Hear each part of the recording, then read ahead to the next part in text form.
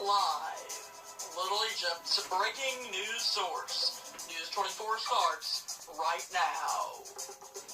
And good evening, I'm Aaron Price. Thanks for joining us. We have a lot of news to get to, but we begin with breaking news in Thebes, where Illinois State Police are investigating a fatal accident on Route 3 in Alexander County. It happened just after 9 a.m. this morning on Route 3 at Thebes. Police say an SUV and a pickup truck were involved in a head-on crash. There were 5 occupants in the vehicles. Investigators confirm 2 fatalities. Crash reconstructionists are still on scene, and Route 3 is currently closed. 2 Jackson County men have been indicted on federal meth charges. Prosecutors say Jonathan R. Moore, 33, of Carbondale, and Elijah S. Lacey, 34, of Murfreesboro, conspired to distribute 500 grams or more of meth. The offenses occurred in Jackson County between December 2018 and January 28, 2019. Moore and Lacey have pleaded not guilty to the charges. Both are being held without bond pending a May 20th jury trial. The charges carry a penalty of 10 years to life in prison and a possible $10 million fine. The Illinois State Police, along with numerous local officials and representatives, held a press conference this morning regarding the upcoming Interstate 57 expansion project. The meeting was held at the Hill Avenue exit in Marion. It was attended by State Representatives Patrick Windhorst, Dave Severin, and Terry Bryant. During the briefing, the Illinois State Police said that Phase 1 of the expansion project will include adding a new lane in each direction, repaving existing lanes, adding rumble strips, pavement markings, and a barrier wall. Interstate 57 will be down to 1 lane from 7 p.m. to 7 a.m. every night starting Monday, April 1st from mile marker 57 to 65. IDOT says not all work will be limited to nighttime work hours. Some construction will also take place during the day. Illinois State Police say there will be additional troopers in work zones during the upcoming construction season. Drivers caught speeding in a work zone will face a mandatory court appearance and a minimum of a $375 fine. Work on this stretch of I-57 will last until July 2020. Mount Vernon police have made an arrest in a February home invasion. Anthony Garrett, 41, of Mount Vernon, was taken into custody Saturday. Early on February 25th, officers with the Mount Vernon Police Department and Jefferson County Sheriff's Department high-risk team were called to 816 Apricot Avenue. Officers were told an armed man had forced his way into the home and beat up 2 people. It was believed the man, identified as Garrett, was still inside. The high-risk team searched the home but did not find Garrett. On Saturday, an off-duty officer spotted Garrett in the area of Salem Road and Warren Avenue. Garrett ran from responding officers but was later taken into custody. He is charged with aggravated battery, domestic battery, and unlawful use or possession of a weapon by a felon. A preliminary hearing is set for April 10th. If you're driving in Carbondale, be alert for road and lane closures. The city is working to connect sewer services to the new sanitary sewer. Temporary lane closures will be in place March 18th to March 19th along University Avenue at the intersection of Oak Street. Oak Street between University Avenue and Renfro Street is closed. Oak Street is also closed to through traffic from Renfro Street to Illinois Avenue. Drivers are asked to use extreme caution when traveling through the work zone. Harrah's Metropolis and Casino will reopen to the public at 11 a.m. tomorrow. Rising floodwaters along the Ohio River forced the complex to close on February 18th. Company officials say the river has now receded to a point where guests and employees can safely return. And much more news is next on News 24, but first, here's Terry with a look at your weather.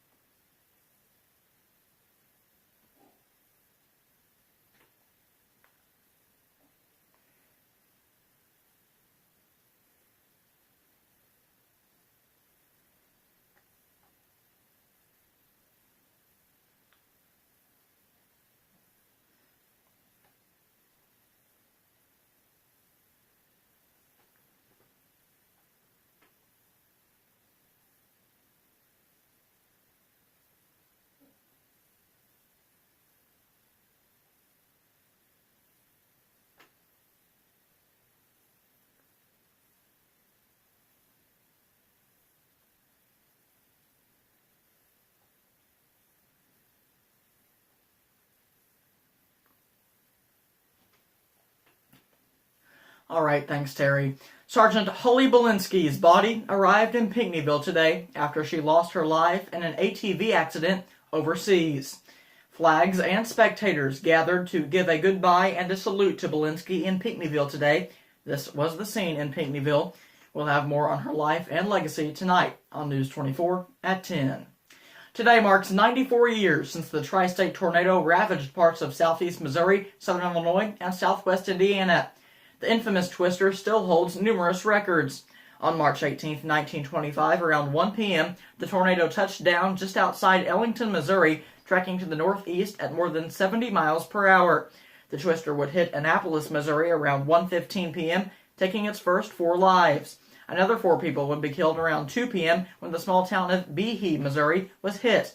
Over the next 40 minutes, 541 lives would be lost, and 1,423 people would be severely injured through Jackson, Williamson, and Franklin counties. Just before 2:30 p.m., the large black cloud crossed the Mississippi River into southern Illinois.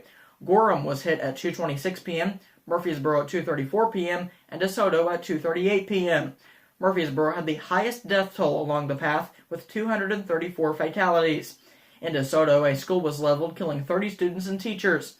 In Franklin County, West Frankfort would suffer 132 casualties as the west and northwest sections of town were hit. 6 miles to the northeast, Parrish would be the next community to be ravaged by the monster tornado. The tornado would continue through Hamilton and White counties before crossing into Indiana. Griffin, Indiana was completely destroyed. Princeton, Indiana was also heavily damaged. Another 45 people were killed in Princeton. At around 4:29 p.m., the tornado finally picked up 10 miles northeast of Princeton. In total, 695 people were killed and over 2,000 injured. and the tornado still holds many records today. Much more local news, sports, and weather is next on News 24 at 5. But first, here's a look at your national headlines.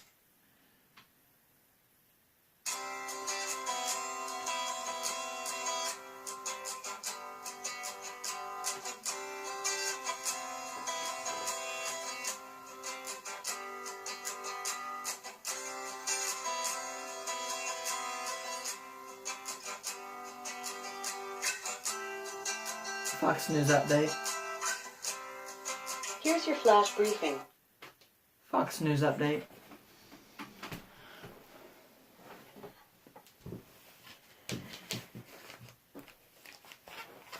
In Fox News.